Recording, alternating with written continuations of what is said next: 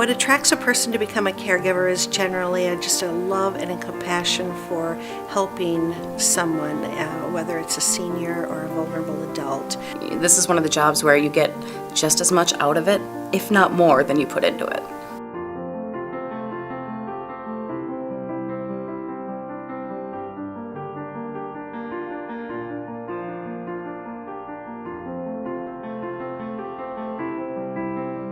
They not only help all of the residents with all of their activities of daily living, they are cooking the meals, cleaning the house, doing the laundry, answering the door.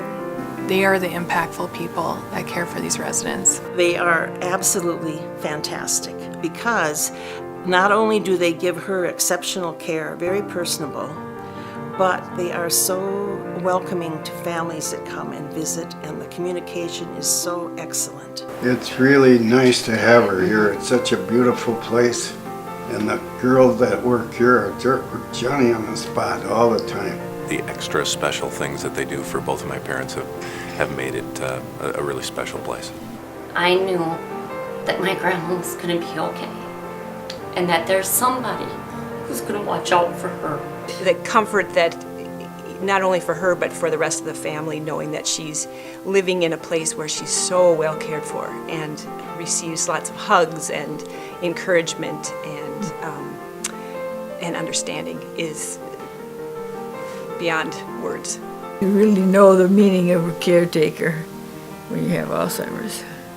Each one of us plays an important role, so we want the state and society to recognize and value the importance of what we do.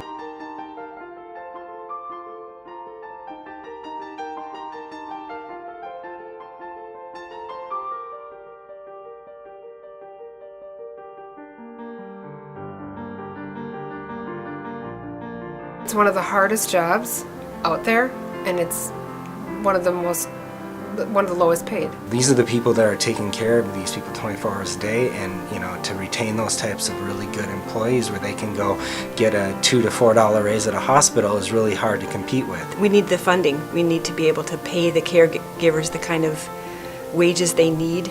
We've gotten really close to those we serve, and we've become family.